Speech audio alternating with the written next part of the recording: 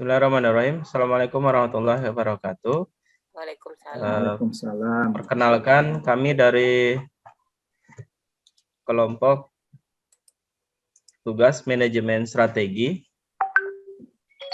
dan saat ini kami akan membahas tentang produk Coca-Cola yang disusun oleh 4 orang mahasiswa pasca sarjana UMSU jurusan manajemen, yaitu 1 Bu Dian Setiorini, kemudian Pak Sumardin Bayha, kemudian Pak Rahmat Reza, dan saya sendiri Muhammad Yusron.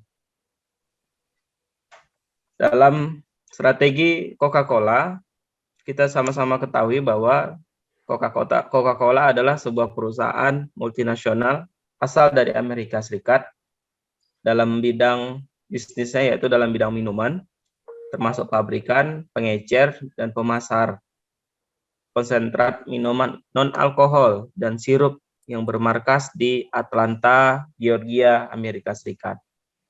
Coca-Cola sendiri, sebagai informasi sejarah singkat, yaitu berdiri tahun 1886, kemudian sampai hari ini Coca-Cola masih berdiri. Kemudian Coca-Cola itu merupakan sebuah perusahaan multinasional asal Amerika Serikat dalam bidang minuman. Perusahaan ini terkenal dengan produk utama Coca-Cola yang formulanya ditemukan oleh seorang ahli farmasi, John Steve Pemberton, pada tahun 1886 di Columbus, Georgia, Amerika Serikat. Formula dan merek Coca-Cola dibeli pada 1889 oleh Asa Greg Candler, 30 Desember 1851 sampai 12 Maret 1929, yang mendirikan perusahaan The Coca-Cola Company pada tahun 1892. Perusahaan ini mempekerjakan 55.000 pekerja pada tahun 2005. Perusahaan ini telah terdaftar di Bursa Saham NYSE dan menjadi bagian dari indeks DJI, Russell 1000 Index, Russell 1000 Growth Stock Index. Sejak 2015, perusahaan ini dipimpin oleh Mukhtar Kent sebagai chairman dan CEO-nya. Perusahaan ini menjalankan sistem waralaba untuk distribusinya sejak tahun 1889, di mana Coca-Cola Company hanya memproduksi sirup konsentrat yang dijual berbagai perusahaan pembotolan di seluruh dunia yang diberikan hak pemasaran dan penjualan eksklusif. Merek-merek utama perusahaan ini adalah Coca-Cola alias Coke, Fanta, dan Sprite.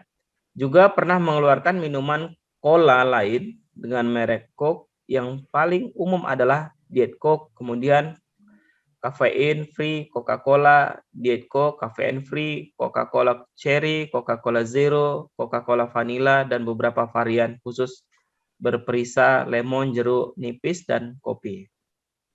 Pada mulanya, perusahaan tidak mendorong menggunakan Coke, bahkan konsumen dianjurkan untuk membeli Coca-Cola dengan kata-kata berikut. Mintalah Coca-Cola sesuai namanya secara lengkap. Nama sebutan hanya akan mendorong pengganti produk dengan kata lain. Tetapi konsumen tetap saja menghendaki Coke, dan akhirnya pada tahun 1941 perusahaan mengikuti selera populer pasar. Tahun ini juga nama dagang dan memperoleh pengakuan resmi menjadi merek dagang terdaftar The Coca-Cola Company di Amerika Serikat.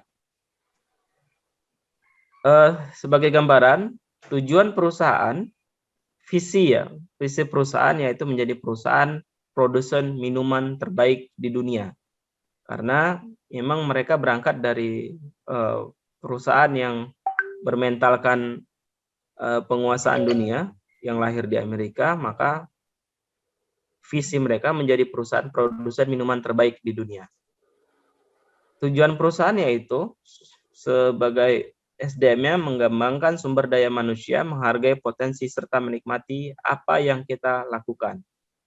Kalau dari pelanggannya, yaitu menang untuk pelanggan dan untuk diri sendiri. Ini cukup kuat ya untuk tujuan perusahaannya. Kemudian semangat untuk bertindak, bertanggung jawab dan sukses. Berinovasi, selalu mencari cara yang lebih baik. Keunggulannya senantiasa melakukan pekerjaan yang terbaik, warga negara yang baik, melakukan hal yang benar dari perusahaan, masyarakat dan sesama, memelihara nilai-nilai perusahaan dengan selalu mempertahankan standar dalam berperilaku. Ini mirip kayak budaya kerja ya, tujuan perusahaannya. Kemudian misinya sendiri yaitu menciptakan jutaan momen kebahagiaan dan kesempatan. Kemudian sumber modal perusahaan The Coca-Cola Company, Coca-Cola mengakuisisi minuman Made pada tahun 1960. Merek minuman Coca-Cola India Thumb Up pada tahun 1993 dan Barq's pada tahun 1995. Pada tahun 2001 mereka mengakuisisi merek Odwalla untuk produk-produk jus buah, smoothies, dan bar senilai 181 juta dolar US pada tahun 2007.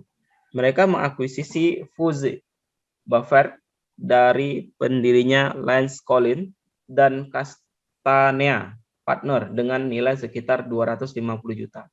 Jadi ini Coca-Cola tidak hanya sebagai pengeluar produk Coca-Colanya saja, tapi mereka bagaimana datang ke setiap negara dengan menguasai perusahaan-perusahaan minuman lainnya. Gitu. Jadi tujuan mereka memang menjadi perusahaan penguasa minuman di semua negara. Gitu. Jadi memang jika ada perusahaan yang sudah eksis di sebuah negara, maka mereka akan beli sahamnya itu agar produk Coca-Cola mereka ini bisa lancar di negara tujuan.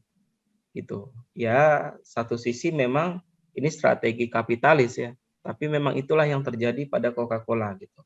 Kita mungkin di Indonesia banyak merek-merek lokal kita dulu, Oranye Cruise, perusahaan-perusahaan minuman soda lainnya, itu semua bakal dimonopoli sama dia, sama Coca-Cola.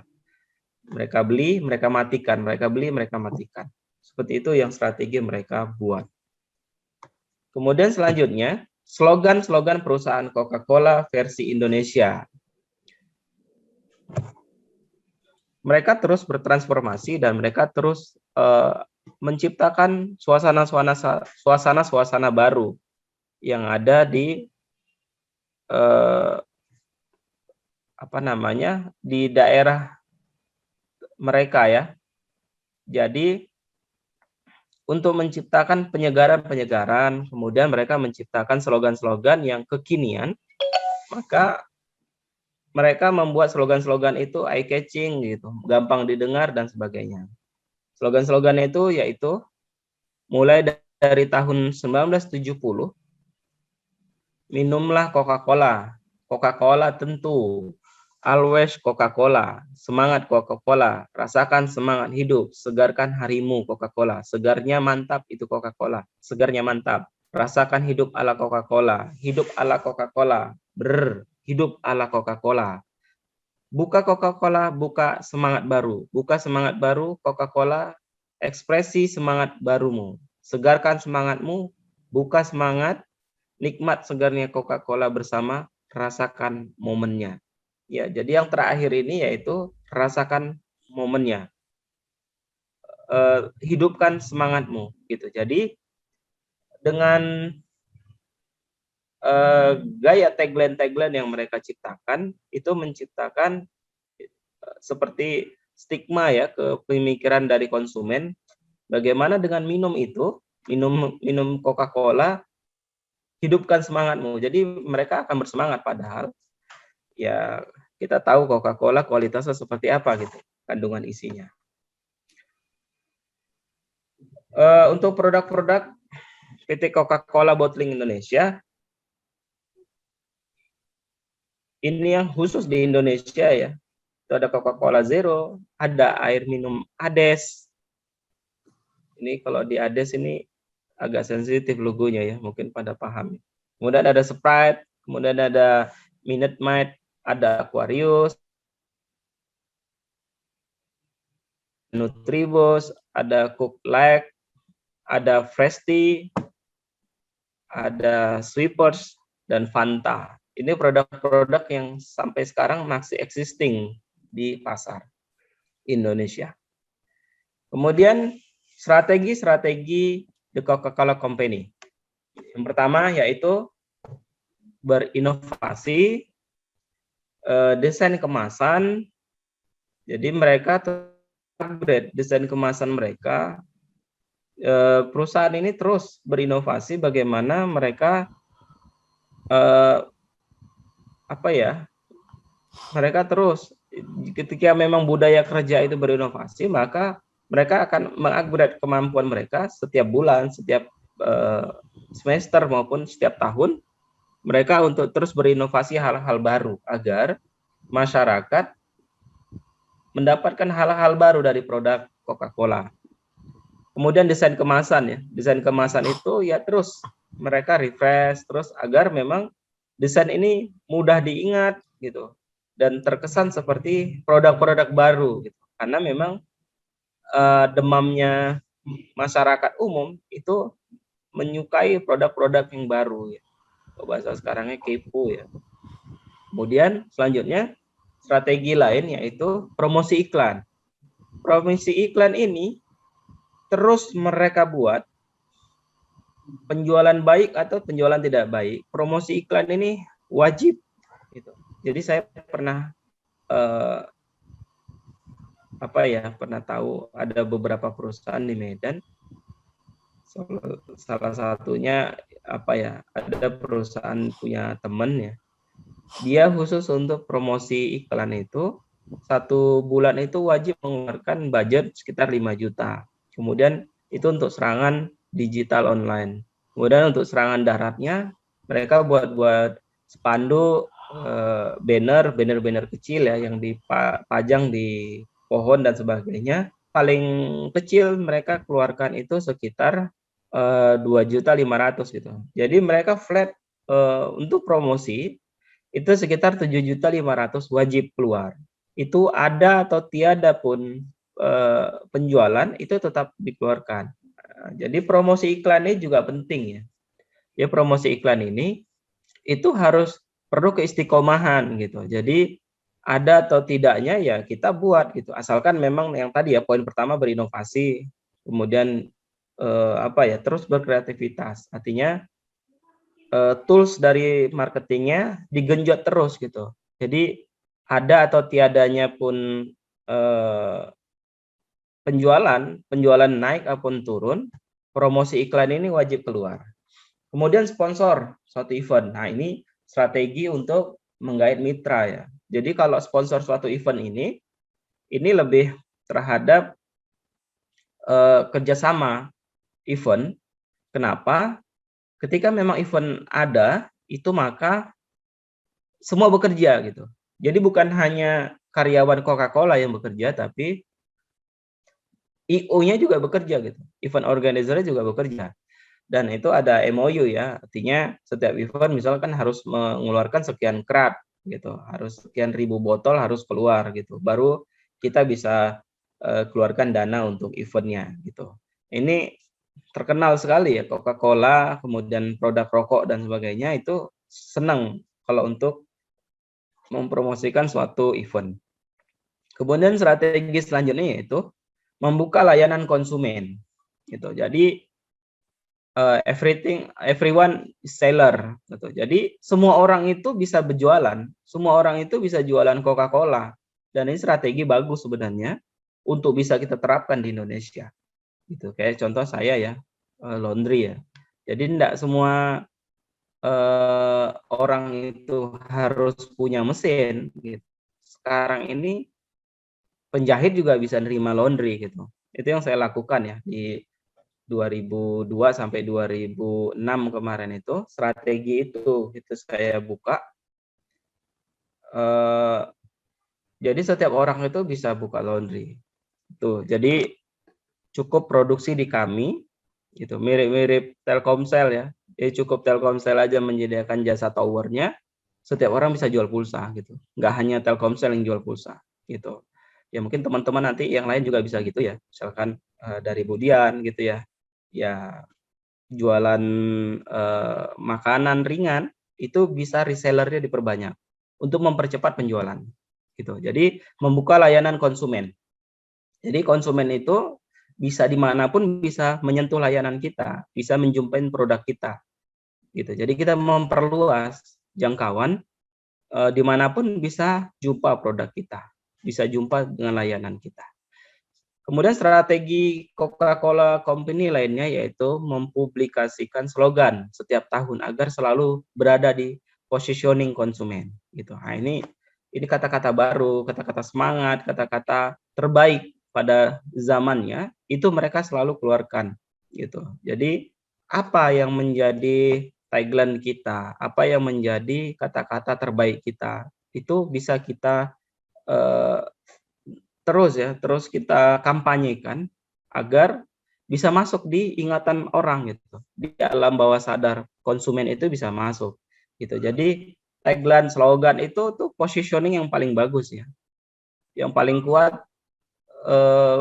Coca-Cola mungkin secara tagline bagus, tapi secara produk mungkin dia lebih lebih dinomor dua kan dengan produk sebelah, misalkan teh botol sosro ya, yang base-nya itu adalah teh.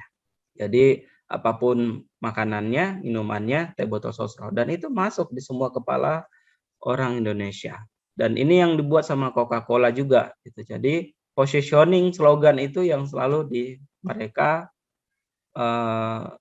gencarkan agar memang orang ingat Coca-Cola seperti itu. Jadi hidupkan semangat ya.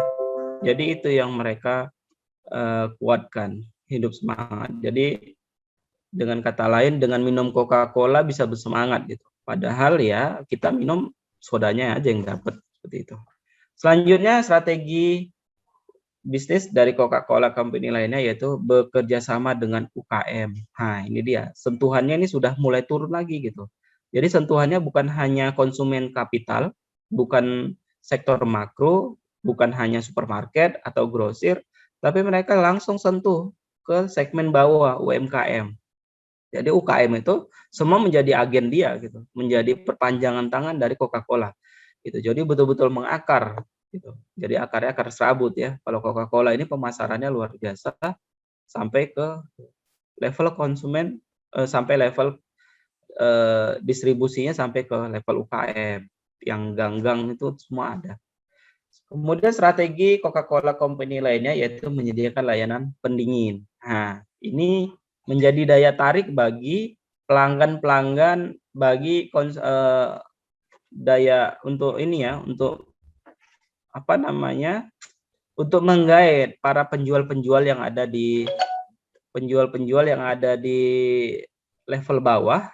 Itu kan belum ada ya showcase gitu, belum ada kulkas gitu. Coca-Cola menyediakan itu dengan peminjaman cuma-cuma, tapi dengan target yang mereka tentukan gitu. Ya otomatis ketika target ditentukan, para penjual ini dengan gigih mencapai target tersebut gitu. Itulah strategi yang dilakukan oleh Coca-Cola. Dan karena ini tugas kelompok, saya akan lanjut bersama teman lainnya di bab 2. Silakan. Mungkin dari saya cukup sekian di bab 1. Terima kasih. Assalamualaikum warahmatullahi wabarakatuh. Baiklah, Assalamualaikum warahmatullahi wabarakatuh. Saya akan menjelaskan mengenai secara rinci mengenai PT Coca-Cola Company. Yang pertama, definisi manajemen pemasarannya, di mana menurut Kotler tahun 1997, manajemen pemasaran adalah proses perencanaan dan pelaksanaan pemikiran, penetapan harga, promosi, serta penyaluran gagasan barang dan jasa untuk menciptakan pertukaran yang memuaskan tujuan individu dan organisasi.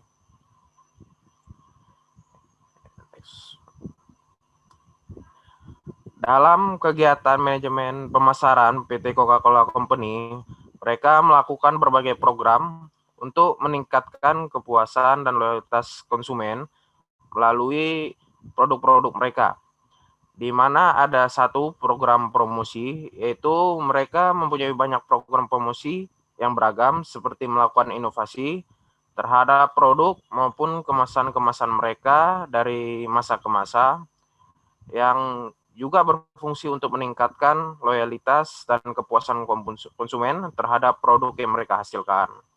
Kedua, layanan konsumen, di mana PT Coca-Cola terus memiliki yang sangat memuaskan sehingga para konsumen merasa puas dan terus loyal untuk menggunakan produk-produk dari Coca-Cola Company. Next. Lalu 3, ada area marketing kontraktor, di mana karena batas dari sumber daya dan maupun itu, maka PT Coca-Cola dalam mendistribusikan produk-produk mereka juga bekerja sama dengan UKM atau usaha kecil dan menengah di Indonesia agar berfungsi mampu terjun langsung ke seluruh masyarakat yang ada di negara Indonesia.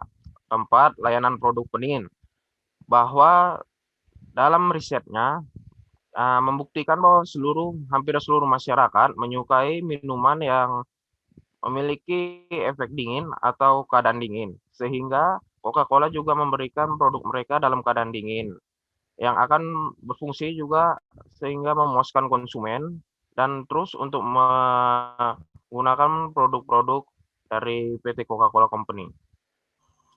Next.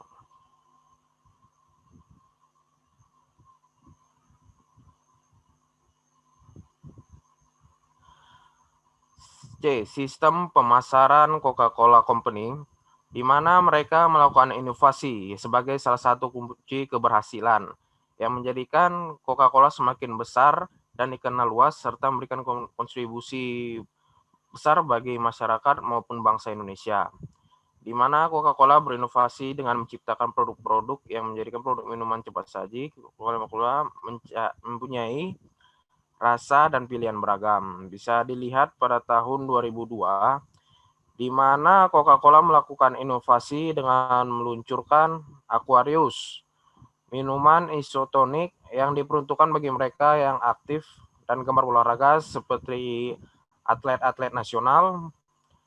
Lalu di tahun yang sama, mereka juga menghadirkan atau meluncurkan minuman baru yaitu Fresh Tea yang berbentuk teh dengan botol dan aroma bunga melati yang khas, serta di akhir tahun 2003 mereka menghadirkan produk baru yaitu Fanta yang dicampur dengan 2 rasa buah yaitu orange maupun mango, disebut Fanta Orango, yang juga meluncurkan Sunpil, produk minuman sirup dan serbuk instan rasa buah.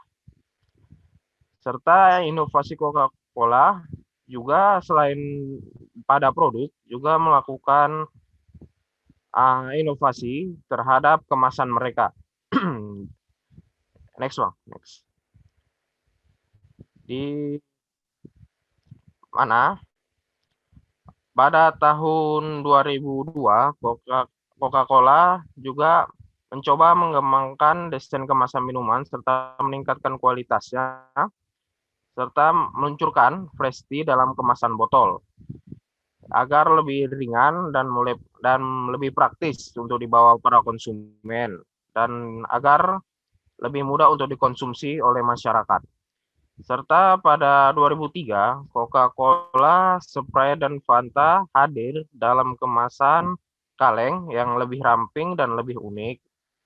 Serta pada tahun 2004, Coca-Cola hadir dengan inovasi terbaru, yaitu gelas yang berbobot lebih ringan dengan desain yang lebih kecil tapi kuat, dan inovasi kemasan produk agar terus dikembangkan sesuai dengan perkembangan teknologi yang terbaru.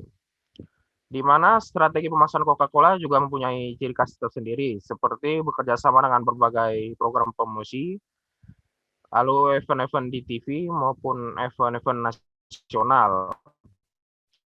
Yang bisa dilihat pada tahun 2004, ketika ada event Piala Dunia dalam sepak bola, di mana Coca-Cola memanfaatkan momentum tersebut sebagai pemasaran mempromosikan produk-produk mereka yang berarti menggunakan event berskala nasional maupun internasional sehingga mampu memperkenalkan secara lebih luas hampir ke seluruh negara yang ada di dunia mengenai manfaat dan juga produk-produk mereka. Action.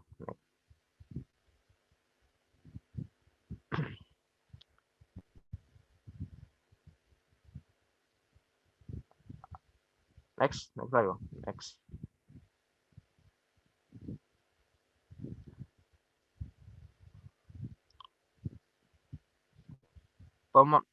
Pemasaran perusahaan Coca-Cola di Indonesia, di mana di Indonesia PT Coca-Cola memiliki perusahaan yaitu Coca-Cola Bottling di Indonesia yang memproduksi dan mendistribusikan Coca-Cola lebih dari 400.000 outlet melalui dari 120 pusat penjualan.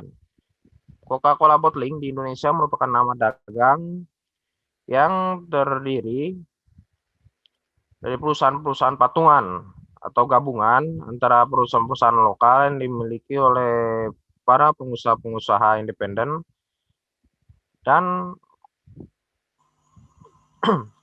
juga Coca-Cola Amati Limited yang merupakan salah satu produsen dan distributor terbesar produk-produk Coca-Cola di dunia. Adapun Coca-Cola Bottling Indonesia juga memproduksi merek-merek inti seperti Coca-Cola, Sprite, Fanta, dan juga Fresh Tea, di mana pabriknya yang tersebar di hampir seluruh Indonesia dan berfungsi untuk menjaga agar mutu minuman yang dihasilkan sesuai dengan standar, serta mereka juga menerapkan dengan ketat proses produksi yang diakui secara internasional. Adapun dengan cara seperti pemberian kode-kode pada setiap produk yang merupakan bagian atau hal yang terpenting dari keseluruhan proses, agar dengan kode-kode itu Coca-Cola menjaga agar para pelanggan mendapatkan minuman melalui produk mereka dengan rasa yang terbaik. Next, Pak. Di mana dengan penggunaan kode itu menunjukkan keterangan-keterangan tertentu mengenai produk tersebut, seperti keterangan mengenai tentang tanggal pembuatan maupun expired terhadap produk-produk tersebut. Dalam melakukan programnya, semua itu menunjukkan komitmen Coca-Cola untuk memastikan bahwa teknologi sumber daya manusia maupun material yang telah mereka pergunakan telah secara maksimal digunakan demi tujuan untuk kepuasan para pelanggan dan konsumen. Next, Bang. Next.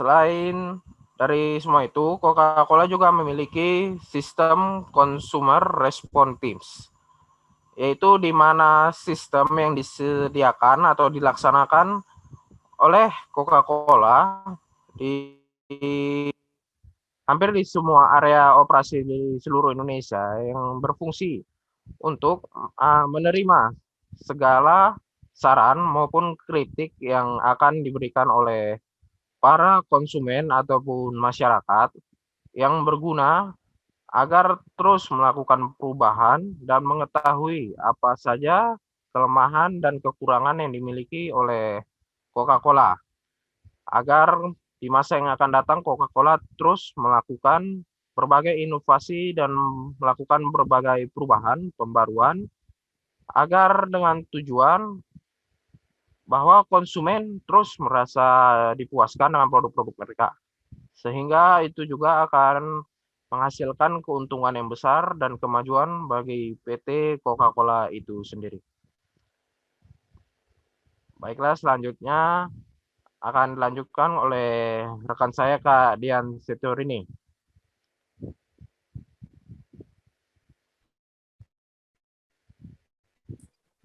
Assalamualaikum warahmatullahi wabarakatuh.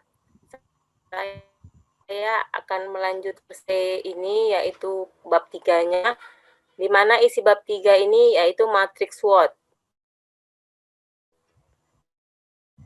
Ini ada faktor internal dan eksternal, di mana faktor internalnya itu strength, weakness, kelemahan.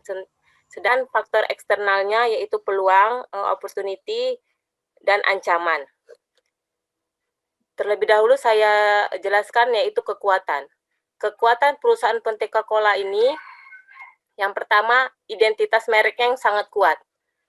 Jadi mereknya sudah kuat, tidak perlu lagi diragukan dan semua orang sudah mengenal produk Coca-Cola ini. Yang kedua, akuitas merek yang tinggi. Terus jangkauan global yang luas. Mereka tidak hanya udah perusahaan manufacturing, udah kemana-mana dia, udah perusahaan multinasional. Terus asosiasi merek dan loyalitas pelanggan besar, brand merek terbaik, pangsa pasar yang dominan, sistem distribusi tidak tertandingi, serta akuisisi. Akuisisi tadi sudah dijelaskan tadi, bekerja sama. Kemudian ada kelemahannya, di samping kekuatan mereka juga punya kelemahan, yaitu ada peluang agresif. Di sini selain ada Coca-Cola, ada juga di atas Coca-Cola perusahaan yang sangat agresif. Saya contohkan Pepsi. Jadi ini merek pesaing mereka ini, Pepsi ini. Terus disentifikasi produk, maksudnya perusahaan cuma menyediakan minuman, tidak ada produk lain, tidak ada produk makanan. Kalau tadi saya contohkan Pepsi tadi kan mereka mengeluarkan produk makanan yaitu Lays. Sementara kalau pada Coca-Cola ini hanya fokus kepada minuman. Terus masalah kesehatan, juga semua orang udah tahu karena kan minuman bersoda katanya tidak baik untuk kesehatan. Ini kelemahan mereka. Terus fokus terhadap minuman tadi sudah saya jelaskan. Dan kemudian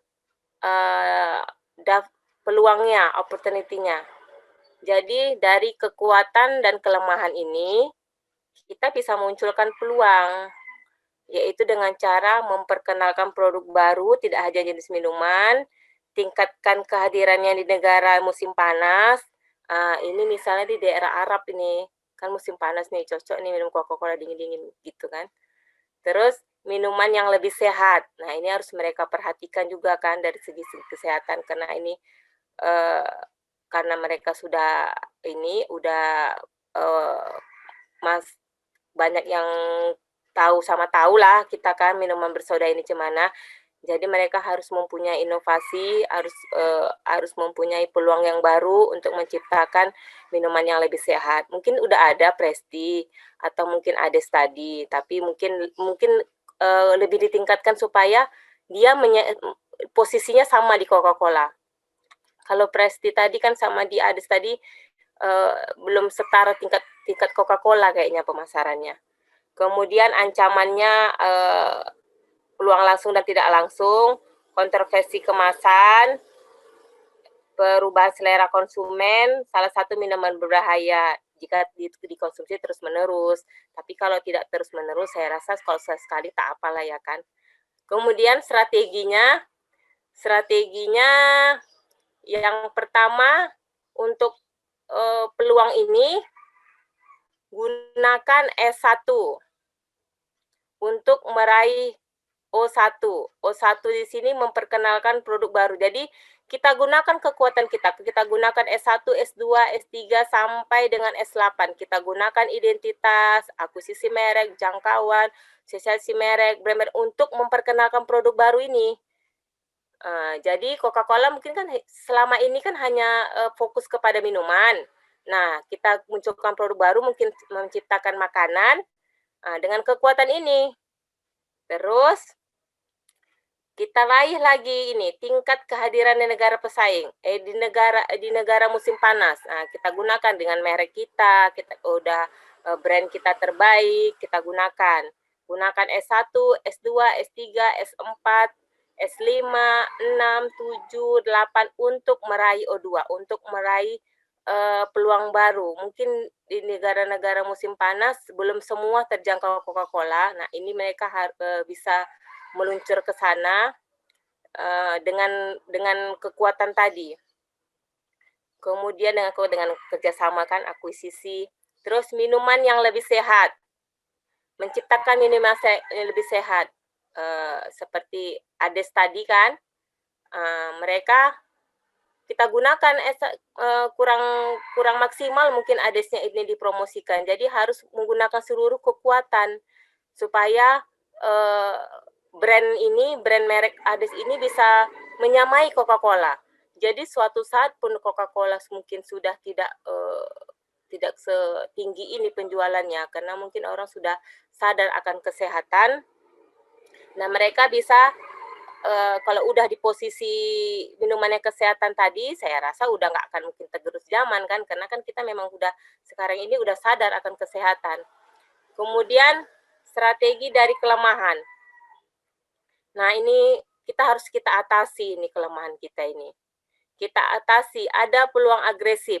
Nah, peluang agresif kita udah tahu tadi kan sepertinya produk apa tadi. Nah, kita kenalkan dengan menciptakan produk baru sehingga peluang yang ada yang peluang agresif tadi kita bisa menyaingi mereka. Karena kita sudah punya kekuatan tadi kan. Kemudian kita atasin W2-nya, disentifikasi produknya, dengan O1, O2, dan O3. O1, O2 ini sudah saya kasih kode, memperkenalkan produk baru, tingkatkan kehadiran negara, minuman yang lebih sehat. Kemudian atasi W3, yaitu fokus terhadap minuman. Kita dengan ciptakan O1, O2, dan O3, minuman yang lebih sehat. Masalah kesehatan. Jadi kita ciptakan, kita atasi itu dengan menciptakan produk baru, kita ciptakan peluang baru sehingga kelemahan kita ini bisa kita tutupin. Kemudian ancaman. Strategi apa yang kita buat dengan ancaman yang ada? Gunakan S1, peluang langsung dan tidak langsung. Kita gunakan kekuatan kita gunakan identitas merek yang kuat supaya kita tidak merasa tidak terancam. Kita gunakan strateginya. Kita gunakan strategi S1, S2, S3, S4, S5 sampai dengan S8 karena ini merupakan kekuatan kita. Sudah bagus Coca-Cola ini kekuatannya. Jadi dengan adanya peluang dan ancaman, kita bisa gunakan ini semua. Ini merupakan strategi kita. Jadi untuk menghindari T1, T2, dan 3, kita hindari. Dari ada yang peluang tidak langsung tadi kita hindari dengan menggunakan S1, S2. Terus kontroversi kemasan, gunakan S5 dan S6. S5 di sini brand merek terbaik. Kemudian S6-nya pangsa pasar yang dominan. Nah, kita hindari T4-nya. Salah satu minuman berbahaya jika dikonsumsi terus-menerus. Nah, memang iya lebih berbahaya, makanya itu kita gunakan S5.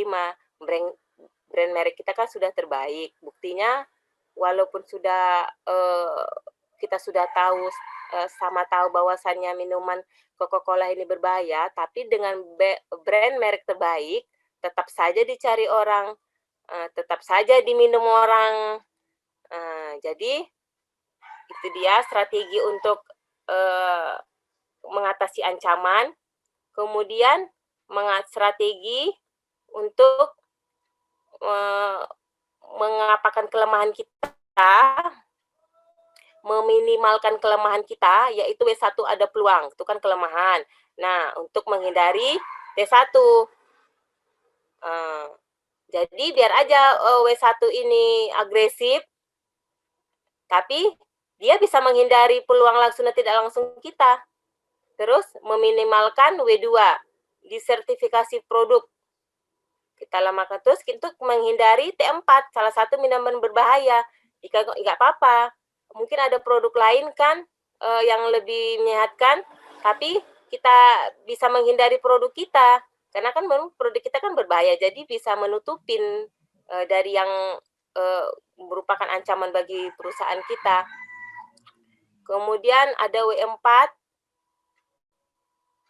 W3 tadi belum ya. W3 minimalkan W3, masalah kesehatan W3 untuk menghindari T1 dan T4. Nah, ada peluang langsung dan tidak langsung sama dikonsumsi terus-menerus. Nah, ini dia kita bisa minimalkan masalah W3 ini untuk menghindari T1 dan T4. Minimalkan W4 untuk menghindari T3. Minimalkan yang fokus terhadap minuman untuk menghindari T3, perubahan selera konsumen. Jadi, minimalkan W4 karena perusahaan yang fokus terhadap minuman, jadi kita fokus ke situ, terus untuk menghindari perubahan selera konsumen. Jadi kan kita harus itu tadi balik ke peluang tadi, menciptakan peluang, karena kan produknya itu aja, karena selera konsumen ini kan kadang berubah-berubah dia kan, apalagi sekarang kita yang sudah sadar akan kesehatan. Itu aja dari saya untuk bab 3, Bang. Lanjut ke teman saya bab 4, Bang Sumardin. Baik, Assalamualaikum warahmatullahi wabarakatuh. Terima kasih banyak teman-teman yang telah memprestasikan tadi tentang Coca-Cola, mulai daripada sejarah perusahaan Coca-Cola, kemudian strategi perusahaan, manajemen pemasarannya Coca-Cola, baik di dunia maupun di Indonesia khususnya, serta analisis SWOT yang barusan saja dipresentasikan. Di sini kami dari kelompok 4 memberikan kesimpulan daripada analisa tentang perusahaan Coca-Cola ini. Jadi pertama, Coca-Cola Company sebagai perusahaan minuman merupakan salah satu perusahaan yang sukses mempertahankan keunggulan kompetitifnya sampai sekarang ini. Ya, jadi memang tidak bisa kita pungkiri Coca-Cola ini menjadi perusahaan unggul dalam mempertahankan keunggulan ini. Coca-Cola mengembangkan visi, misi, tujuan jangka panjang, analisis atas SWOT dan strategi bisnis yang beraneka ragam. Ya, jadi Coca-Cola juga melakukan beberapa perubahan-perubahan dalam strateginya. Kemudian yang kedua, pernyataan visi Coca-Cola Company terlalu panjang, rumit, rumput, dan sulit diimplementasikan. Sebaiknya perusahaan membuat jangkauan yang luas dengan susunan kata yang ringkas, tidak terlalu panjang. Dan jika memungkinkan, cukup hanya dalam satu kalimat yang mudah diingat. Yang ketiga, pernyataan misi. Coca-Cola Company terlalu luas maknanya, sehingga sulit ditafsirkan. Ada pernyataan misi, visi yang menyebabkan multitafsir. Ya, misalnya misi seharusnya menjawab pertanyaan apa bisnis kita. Pernyataan misi Coca-Cola Company masih terlalu luas untuk menjawab pertanyaan-pertanyaan tersebut. Kemudian analisis SWOT. Analisis SWOT ini menunjukkan begitu banyak faktor-faktor eksternal yang mempengaruhi perusahaan berupa peluang dan ancaman. Juga faktor internal, yaitu kelemahan dan kekuatan yang dikenal Coca-Cola. Meskipun demikian, manajemen perusahaan Coca-Cola harus tetap melakukan audit eksternal maupun internal untuk lebih teliti dalam rangka identifikasi peluang, ancaman, juga kelemahan dan kekuatan. Dengan demikian diharapkan perusahaan dapat bertindak dengan lebih responsif ketika terjadi perubahan yang tidak mampu diperkirakan. Strategi yang dikembangkan Coca-Cola Company secara umum melakukan perluasan, ya, melakukan pasar, perluasan wilayah geografis yang belum tersentuh. Namun ada kelemahan yang paling mendasar pada rumusan strategi itu, yaitu perusahaan tidak merumuskan strategi yang sadar pada selera konsumen dari nilai kesehatan masyarakat. Tadi kita sudah menjelaskan pada analisis SWOT.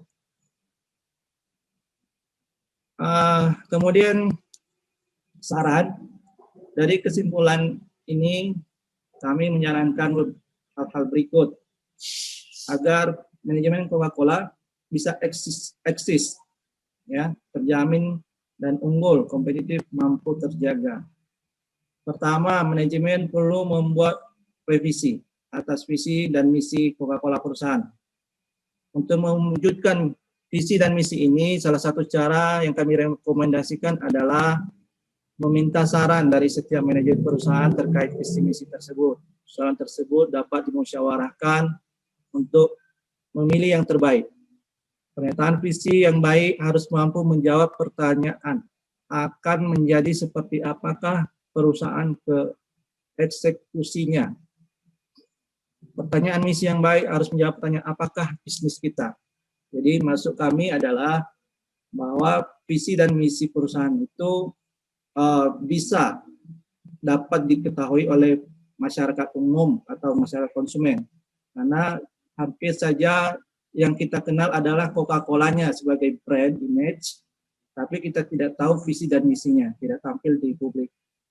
Dan kedua, secara umum, rumusan strategi dari Coca-Cola Company telah cukup mumpuni. Untuk itu kami berharap manajemen Coca-Cola mampu mengimplementasikan strategi-strategi yang telah ada dengan baik dan sesuai dengan apa yang telah dirumuskan manajemen. Dan yang ketiga, atas kelemahan yang kami utarakan terkait rumusan strategi perusahaan. Kami penyusun strategi mulai merumuskan strategi baru, terutama yang terkait dengan pengembangan produk yang memiliki nilai kesehatan, inovasi atas produk yang sadar pada selera konsumen, diversifikasi pada bisnis makanan ringan, peningkatan pemasaran atas produk yang telah memiliki nilai kesehatan, serta pengembangan strategi bisnis CSR. Ini tercapainya kesinambungan keunggulan kompetitif pada perusahaan Coca-Cola. Jadi kami ulangi lagi bahwa perusahaan Coca-Cola ini adalah perusahaan yang mengkhususkan diri untuk menciptakan minuman berkarbonasi. Di dalam menguasai pasar, mereka memiliki strategi-strategi yang sangat kuat sehingga bisa merajai dunia. Akhir kata dari kami, tim kelompok 4, inilah yang bisa kami presentasikan tentang manajemen strategi perusahaan Coca-Cola. Pada dosen pengampu kami, Dr. Hasmanan Khairi, SE, MBA, kami mohon kritikan dan saran. Semoga ke depan kami lebih baik lagi. Terima kasih. Kami akhiri. Wassalamualaikum warahmatullahi wabarakatuh. Waalaikumsalam warahmatullahi wabarakatuh.